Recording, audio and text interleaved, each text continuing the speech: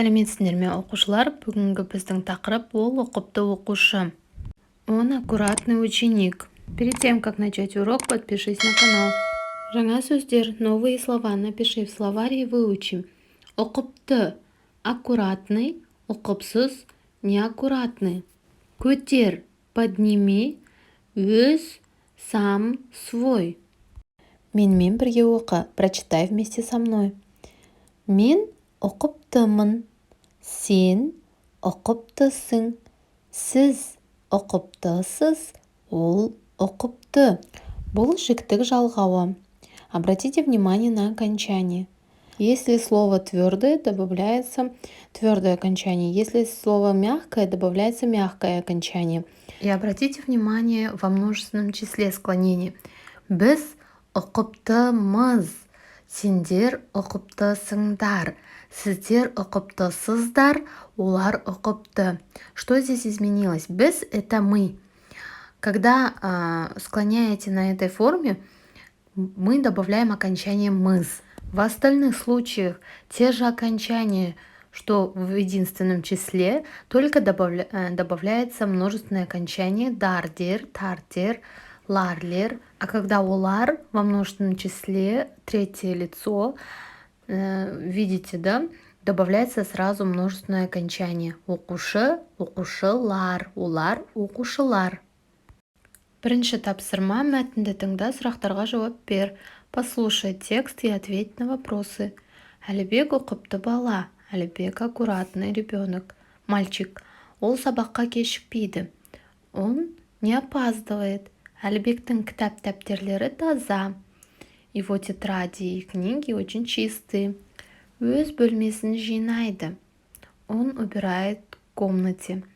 Киімдерін бүктейді. Кітаптарын сөреге реттеп қояды. Вещи и книги у него стоят аккуратно по полкам. Жалқаубек ұқыпсыз бала. Жалқаубек неаккуратный ребенок. Ол үнемі сабаққа кешігеді. Он постоянно опаздывает. Кітап-дәптерлері жыртық, лас. Его книги и тетради очень грязные. А теперь ответим на вопросы. Әлібек қандай оқушы? Әлібек какой ученик? Әлібек ұқыпты оқушы. Екінші сұрақ. Оның кітап-дәптерлері қандай? Какие у него тетради и учебники? В каком состоянии? Әлібектің кітап-дәптерлері таза. Екінші тапсырма: көп нүктенің орнына қажетті сөздерді қойып жаз. Вместо многоточий вставь нужные слова из текста, который вы послушали.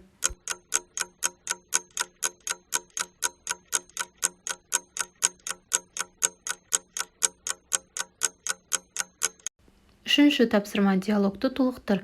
Дополни диалог. У нас есть уже ответы, мы должны составить вопросы.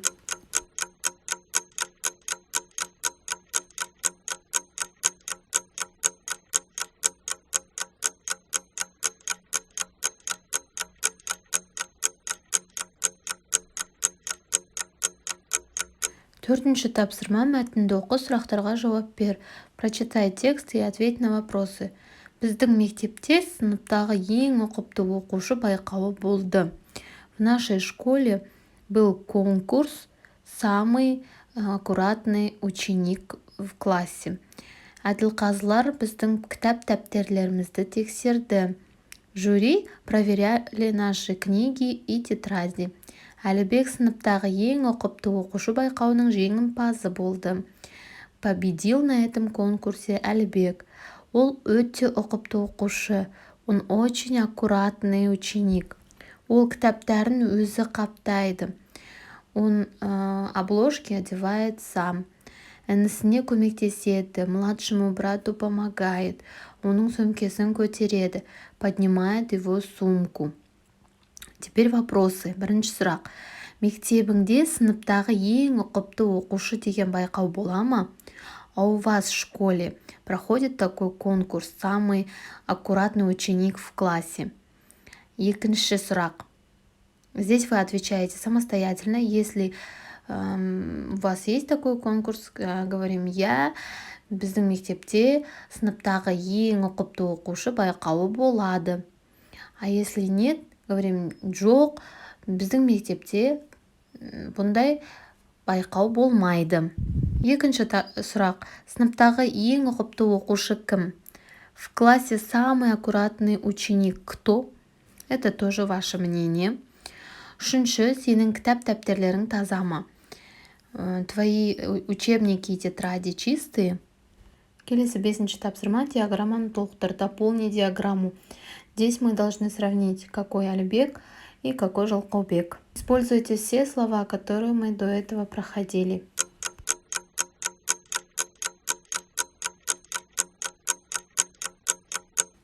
Келесі менімен бірге оқы. Прочитай вместе со мной и поставь ударение. Кел жаттайық. Мен ұқыпты баламын, орнында кітап қаламым, салып алып сөмкеме, мектебіме барамын. Әлібек ұқыпты, Жалқаубек ұқыпсыз. Мен сабаққа кешікпеймін, менің кітабым таза.